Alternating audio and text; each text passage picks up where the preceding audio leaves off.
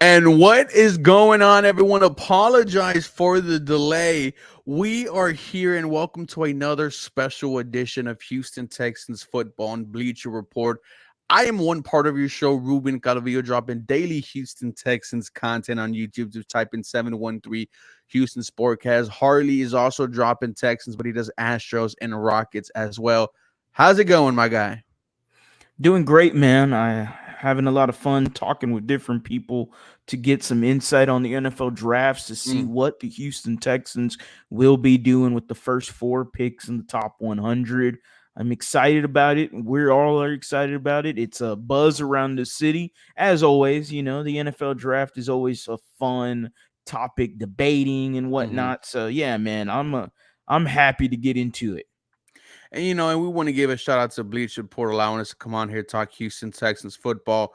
We are always going to give a shout out to the man upstairs. What Harley is referring to, ladies and gentlemen, is he just did a very great interview with ESPN NFL draft analyst Jordan Reed. Harley, I'm gonna let you have the floor. Run me down, the spark notes from your conversation with Jordan Reed. Yeah, basically, Jordan Reed is a ESPN NFL draft analyst. He covers college football as well. He was a former college football quarterback during his times. Tried to get into the coaching ranks as well, but due to having a family and the wear and tear it comes with it, he decided to make the run at a full-time ESPN guy. Used to work for the Draft Network. Started off as a YouTuber, Hey, look at and that. hey, look at that, man. Started off as a YouTuber, did his thing, got to the Draft Network, and now at ESPN. But his opinions definitely have weight to them. He writes a lot of articles for ESPN Plus, along with Matt Miller, Field Yates, different people, Mel Kiper, that all do the draft talk for ESPN and scouting prospects. And he was basically, as he was putting ever so elegantly, because does have a little bit of Houston bias in his language, but he definitely okay. He definitely was having some fun with me, and he was talking to Houston Texans right there, and it was like, oh, okay. So and there goes Ruben. Right away, oh, there you go. You left me for a second there. Jordan Reed was talking basically at 25, maybe. You can look at Walter Nolan, defensive tackle for the Houston Mm. Texans. He was really, really high on Walter Nolan. In terms of his big board, he's gotten Walter Nolan number 11. Like, Mm. and that is from all, like, he has him ranked as the best defensive lineman coming out in the draft. So that's definitely a fun conversation there. He did mention that the Texans' needs are offensive line, interior defensive line, and wide receiver. Pretty much what we already knew. But listed a few guys. Kelvin Banks is somebody that he thinks Mhm. the Texans should go after. Mentioned what was the other name? Mentioned Tyler Booker from Alabama, and he's actually a lot higher on Tyler Booker than a lot of other people are. He says that his film is just fine. He did test it badly and looks to be a bad athlete, but overall, he does believe that Tyler Booker, if in the right scheme, very scheme dependent, that Jordan Reed says that, hey, maybe with the Houston Texans and the Miko Ryans, he says that he fits what the Miko Ryans is looking for Mm. when talking about specific offensive linemen. So yeah, that's basically all it was. A surprise guy that a lot of teams are looking at, and he considered the Houston Texans with those said teams, was offensive lineman Josh Conerly Jr. from Oregon. That is also somebody the Houston Texans have had a visit with. So that would be pretty interesting if Josh Conerly uh, did become a Houston Texan, a name that nobody has been mentioning for the Texans at 25. He does look like a guy, like Jordan Reed said, could be a guy at the end of the first, very early in the second. But if he's already in that range, why are you afraid to take him at 25? He's a little bit of a project. He's damn good left tackle. Those are just a few guys right there Mm. for the Houston Texans. So Josh Conerly Jr., offensive tackle out of Oregon. Let's read his scout profile. He's 6'4", 311 pounds. If you guys care about the RAS score, it's at an 8.86. But he has tremendous athleticism and body control while moving like a much lighter man on tape. His foot speed and pass protection and his redirect ability give him significant range as a blocker, making it easy for him to execute blocking assignments on the move. Though he projects best in a more zone oriented running system, he has thrived in gap assignments as well. His pad level and coordination make it easier for him to climb to the second level and block linebackers. He's obviously bigger and stronger than the off ball defenders he goes up against, but his precision and fluidity on the move allow him to take precise angles blocking in space. Though his play strength isn't elite yet, Conerly has gotten stronger as his time at Oregon progressed. He improved how well he absorbed power at the point of attack, and if he can continue to better withstand bull rushes and stabs, his ceiling is high. He seems to have enough long arms to stay at tackle, as his wingspan combined with his athleticism give him the range to thrive outside. If teams were to project him inside, he likely could thrive as a guard, but his future seems particularly bright at tackle. We haven't talked about Josh Conerly at all, Harley. And, this would be surprising, but, it's the same conversation that we were having with Donovan Jackson, offensive guard out of the Ohio State. Both of them projected to be early second round guys. You have picked 25. That's late in the draft. Why not just take them, I guess, what people would consider a couple of picks earlier, take advantage of the fifth year option that you get on first round contracts. And, if you want your guy, go get your guy, Harley. I know a lot of everyone is saying that, well, Josh Conerly's a project. He's not a plug and play guy. And when you look at the offensive tackles for the Houston Texans, nobody makes you go, "Oh, Josh Conerly can't beat them out."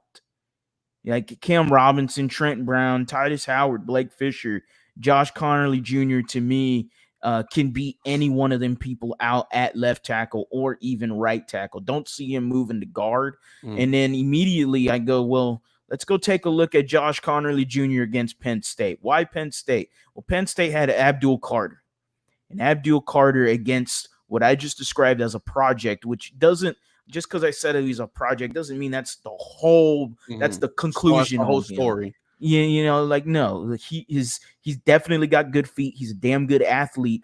He just needs to get a little bit better. That's why he's a little bit more of a project. But when you look at him against Abdul Carter, top 5 defensive lineman and a defensive edge guy for the NFL draft, potentially somebody that could go top 5, maybe even top 3, who knows, considering his injuries. Abdul Carter, 0 pressures against Josh Conerly. Mm. No sacks against Josh Conerly. I mean, that's pretty damn elite right there. And understand, hey, okay, you can call him project, you can call him not a plug and play guy. At the end of the day, NFL draft isn't just for what I need immediately. If you're looking for somebody to immediately help your team and immediately have them step in and go, yeah, this is a solution we need immediately. Well, the draft isn't supposed to be for that. The draft is supposed to be something that can help you for the next 5 years, the next 10 years. And Josh Conerly can do that. You mentioned Donovan Jackson, Joe DeLeon, who I just had on there as a college football analyst, did mention Donovan Jackson to the Houston Texans as somebody that he thinks could be the option for them at 25. To your point that you mentioned earlier, and I was going back and looking at the comments. First of all, you guys are swarming today on a Friday. Yeah. Held to the yes, and I think he brings up a valid point. Whoever you draft, it better be somebody you plan at starting, and especially when you look at the area of need, and the biggest need, Harley, is the offensive line. We already know they took a huge risk, or taking a huge risk, by trading away Laramie Tunsil and trying to rebuild this offensive line through culture and competition. Mm-hmm. I just feel like in the first round, offensive lineman, you can't go with a project. You got to go with someone who, people consider to be a potential, franchise left tackle, which we've heard about guys like Josh Simmons, Kelvin Banks, also about Donovan Jackson, right? They said that he projects to be, a good guard in the future. So I wouldn't mind a project at 25, especially because it is tackle. And if it does work out, you got yourself one for the next 10 to 15 years. But, you're just taking a risk, man. And the risk is CJ Stroud. Mm-hmm. It's true. It's true. Josh Conerly since 2023 only given up 2 sacks. Mm. Over 1,000 snaps played, and he's only given up 2 sacks. Very Okay. interesting, right? So why For are we not somebody hearing that's about him more as a first round guy?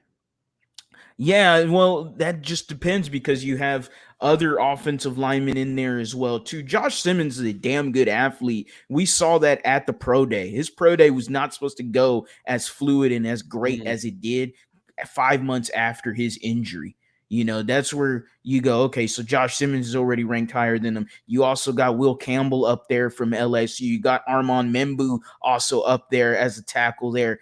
So those are 3 guys right there that are already ranked higher than Josh Conerly. And then you got Kelvin Banks as well, that's also ranked higher than Josh Conerly. That's 4 offensive tackles already before you even hit to 25 for the Texans. So, like right there, there's going to be a lot of teams, and who knows, Josh Conerly, according to Jordan Reed, he said there is a lot of NFL scouts buzzing around Mm. his name, and he could possibly go higher than what we see him projected as. It happens all the time. So it wouldn't shock me. No. Josh Simmons, though, very solid. Donovan Jackson, very solid. There's still other options for the Texans, but according to both Jordan Reed, draft analyst, Joe DeLeon, college football analyst, it is very much try to protect CJ Stroud with pick Mm-hmm. 25.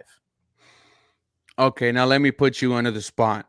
Mm-hmm. You got Kelvin Banks Jr., Josh Simmons, Josh Conerly Jr. available to you at 25. They're all available. Which one are you choosing? Which one are you running up to the commission and say, this is who I wanted the first round pick 25? Would be Kelvin Banks. And that would Mm. be the same answer Jordan Reed gave me. Because when asked about it, Jordan Reed said, if there's anybody at 25, if they're available for the Texans, he said he would go get Kelvin Banks out of UT. Joe DeLeon today, who I had college football analyst, said on there that he would trade up to get Kelvin Banks if he was the Houston Mm. Texans. He doesn't like how the O-line is currently constructed. He thinks there's a lot left to be desired, which I could agree with him with what he's saying there. And so, in order, you got to be a little risky. He says that he would trade up for Kelvin Banks. So those 2 guys are saying Kelvin Banks. I'm going to ride with it. I'll say Kelvin Banks as well. And I think the only knock on Kelvin Banks is that he has, small arms, T-Rex arms is what, Mm. what we've been hearing. And the conversation about him is, would you rather have a pretty good tackle or a really good guard? And when you're talking about a player like that at pick 25, that sounds like a player that that you really do need. We also talked about, I talked about this to our guy John Crumpler, lead analyst of the Texans Wire.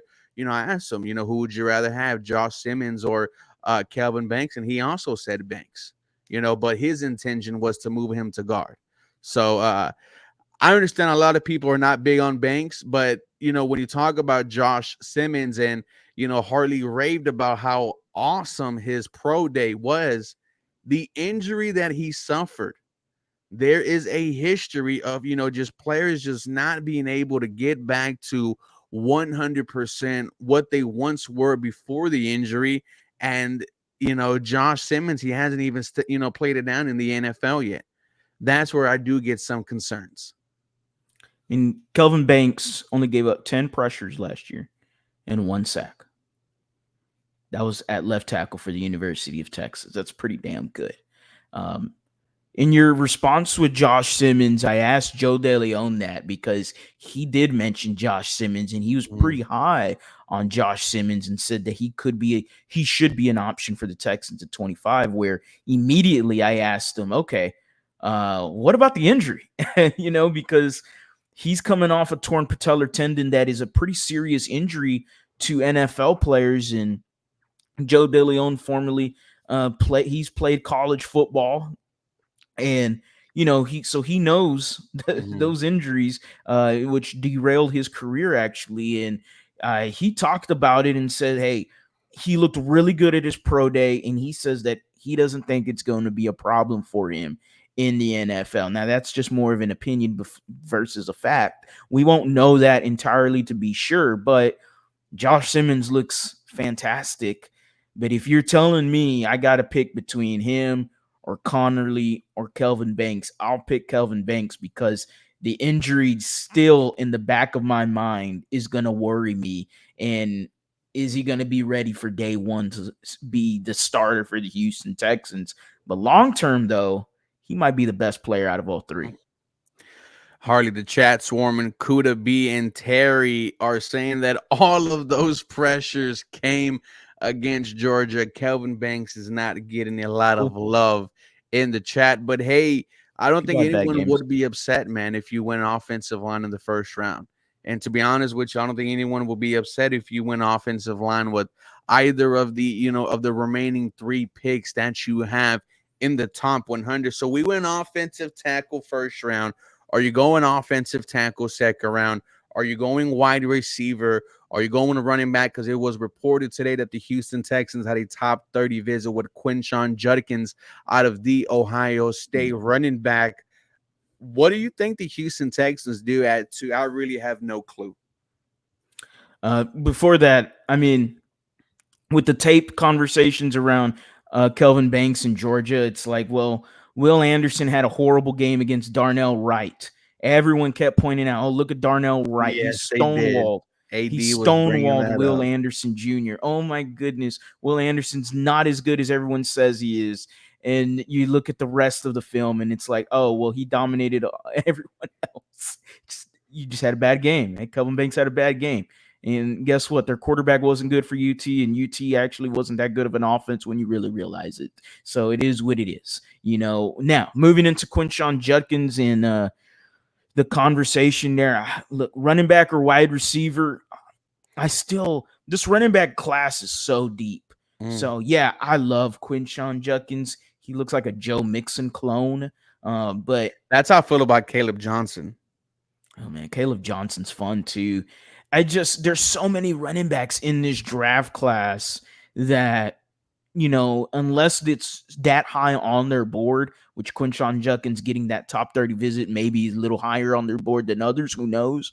But because of how deep the draft class is, I would look at other, positions before I go to running back. Running back is going to be there, and it Mm. don't matter the round because the running back class is one of the deepest in the NFL draft for 2025. If it's wide receiver, it depends on who's on the board. If it's tight end, depends on who's on the board. So uh, it all depends. That's the conclusion. It all depends on the board. I really do like Trey Harris out of Ole Mhm. Miss was putting up big numbers with Jackson Dart. To argue Kuda, the Texans haven't spent a high draft pick on a running back since I think Deontay Foreman, which was all the way back in the Deshaun Watson draft. That's years. That's years, ladies and gentlemen. Um, but I just think offense is where you have to go in the second round also, and maybe give CJ Stroud some weapons there. Dude, what do you think about Isaiah Bond? Because I keep Isaiah on Bonds looking is at the funny. tape, I keep on looking Mhm. at the speed, but I'm just questioning, where's all these numbers? I will that answer is Quinn Ewers. You know, Hey, and the University of Texas offense, it was not as good as everyone wanted to say it was. And the biggest reason and answer to that was Quinn Ewers. Quinn Ewers held back the wide receivers on that team. Matthew Golden should have a lot more numbers. Isaiah Bond should have a lot more numbers. Both of them guys would have been right up there, but Quinn Ewers, he just doesn't have the arm strength to really get that pass out there vertically for a Matthew Golden. Somebody had Matthew Golden vertical highlights, and all it is a low light of Quinn Ewers' arm. Like it's sad to look at. It's like looking at Andre Johnson highlights, and you're going, "Damn, Shaw, you couldn't throw it a little bit further, my guy." Like it got annoying to watch. So yeah, Isaiah Bond is definitely high up there for me. Trey Harris is a fun prospect to look at. He missed 6 games and still got 1,000+ yards this year. I mean, that's insanity right there. And that's the beneficiary of a good offense. Hi, Jackson Dart. Hi, Lane Kiffin. Good offenses and a better quarterback than Quinn Ewers did his job for Trey Harris. And Trey Harris is really eating in terms of his draft stock right now. Terry, Matthew Golden is an H-Town guy. Love it. He has shown it time and time again. Every move the Texans do, he's liking it. He's liking posts of other Houston Texan content creators talking about him being drafted to the Houston Texans. There was that moment where it was announced that the Texans were having a visit with Matthew Golden, and he immediately drops the emoji, the 100. So you would have to trade up for Matthew Golden. But me and Harley have said time and time again that that is someone that you go up there and trade for, and you're going to have an explosive offense in 2025, one that you didn't have in 2024. Looking at some of these tight ends, Harley, who could be available in the second round? Mason Taylor out of LSU, that does excite me. Another one that does excite me, but worries me, is Harold Fannin Jr. out of Bowling Green. Because when you look at the stats, you see you see 1,500+ yards. I think he led the nation in receiving. He was Bowling Green's offense. Now, I would say he had a good game against Penn State. He had a good game against Texas A&M. Whenever a big play needed to be happened, they went to Harold Fannin Jr., but he just does not look like your prototypical tight end. Yeah, I mean, he had 1,500 yards this year for Bowling Green, 10 touchdowns. I don't think Bowling Green's in the Power 5 conference. I don't think so. So I don't know if the Houston Texans are going to have them high on the board because they do love their blue chip prospects like that. But Harold Fannin is fun, man. He was a splash player for Bowling Green, and they gave him all the production. They gave him everything you wanted them to do. So he's a fun guy, man. He's a tight end that moves like a receiver. I mean, he's 6'3", 240, so he has a specific build. It does make you wonder, considering you have Brevin Jordan, who is similar in height and weight when he came out of college, still similar to this day. Do they think they could have that same player already on the team with Brevin Jordan? Now, I know his health is always a factor, but they definitely, D'Amico Ryan seems a little high on Brevin Jordan. And if he's talking like that, then that just tells you they feel the same way inside the building about Brevin Jordan. And maybe Nick Caley likes what he sees about Brevin Jordan and thinks that, hey, maybe this is the guy they could move forward with. But I still think, they're going to be looking at tight end, because tight end is also another deep position in this draft class. And you mentioned Harold Fannin, you mentioned Mason Taylor, who I love a lot. Mason Taylor is a fun guy. He's got the Hall of Fame blood running in his veins. He's the son of Jason Taylor, former defensive end, Hall of Famer for the Miami Dolphins, and he's who is it? Shout out to Joy. Jason Taylor's brother-in-law is Zach Thomas. and Zach Thomas, the former linebacker for the Mhm. Miami Dolphins, Hall of Famer as well. So Mason Taylor definitely has the Hall of Fame blood running through his veins, and his film definitely backs it up. So I got one more question that just came off the dome. Let's say all the receivers that we talked about are there available for you in the second round. Okay. And I got two names for you that are also available. Remember, we just took Kelvin Banks at pick 25. Wyatt Millum, offensive Okay. guard out of Okay. West Virginia, and Jonah Savanea, Yeah. offensive guard out of Arizona. They are there for you available in the second round, pick 58. Are you going wide receiver or are you going with either of those two at guard? I mean, honestly, Harley, that 10 minutes is not going to be enough for me on draft day if I had to make that decision. Oh my goodness, that's a tough one.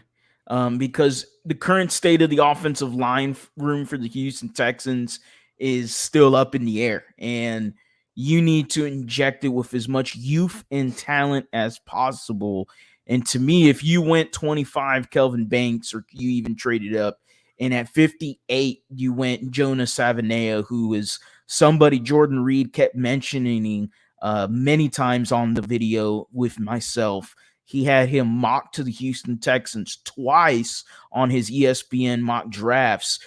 So he loves himself some Jonas Savanea from Arizona. He's a tackle guard. He could play tackle. He could play guard. And you get versatility with him, right? You're getting a guy that if you need him to play tackle, he can go do it. You need him to play guard, he can do it at a very good level.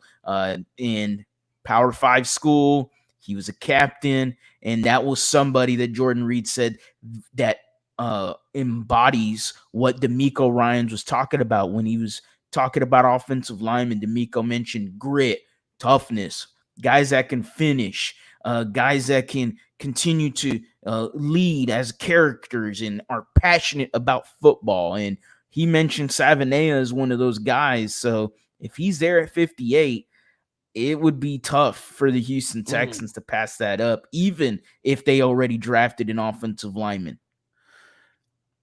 Now, we've heard on the group chat, shout out to the group chat, and this is Yes. Tony who brought this up. If the Texans go back to back offensive linemen in rounds 1 and 2, they are an unserious franchise. What would be your reaction of the Houston Texans round 1, round 2? Let's say they went Kelvin Banks and Jonas Savanea. What's wrong with that? Thank you. I mean, I immediately think of the Houston Oilers, and when they started drafting to rebuild their franchise, they drafted nothing but offensive Ooh. linemen. They drafted Bruce Matthews. They drafted Mike Munchak. They drafted Dean Steinkühler. Like, all of these guys were Pro Bowlers, Hall of Famers, all pro guys, Mm. and so I mean, I don't see a problem with it if the Houston Texans view those offensive linemen high on their board and they believe that both of those guys are going to be. I don't need them to be great. I don't need them to be Hall of Famers like those guys I mentioned for the Oilers. I Mm. just need them to be Wade Smiths and Mike Brizels and Chris Myers. Those of them guys were just Pro Bowlers. They were solid players for you, and they solidified the O line. If those two draft picks, if it's back to back at O line, and it solidifies your offensive line, and it makes it where CJ Stroud is no longer looking over his shoulder after 1.1 seconds, he's already got the ball, not even out of his hands anymore, because he's already running for his life to the left, running for his life to the Mhm. right. If CJ Stroud has more time in the pocket, that is where the conversation goes back to he can have anybody at wide receiver Mm. because he's going to make them look good. That conversation couldn't happen last year because you didn't have no blocking. Nope. You didn't. When you did have blocking in the first half of the Detroit Lions game, he made John Mechie look like Alabama John Mm. Mechie. And it was like, whoa, Mechie's coming out party is here. And then it went to shit, obviously, in the second half, but you couldn't block a damn thing. The Texans got to figure out the offensive line. And if they think 25 and 58, those are the best options to do it at, then by all means, go for it. I 100% agree. When you have a franchise quarterback, you got to do everything in your power to protect them. Ladies and gentlemen, we want to thank everyone who was a part of this live stream. You guys were definitely swarming in the chat. Some draft news. We are going to be having a live watch party at Dave and Buster's Houston for night 1 of the NFL draft. Harley will be holding it down here on Bleacher Report. More details coming later. But for more Houston Texans content, I am Ruben. That was Harley. Do us a favor. Go Cougs, yes. Final 4. Who's house? Let the Cougs house. Mm-hmm, You guys have mm-hmm. a very blessed day.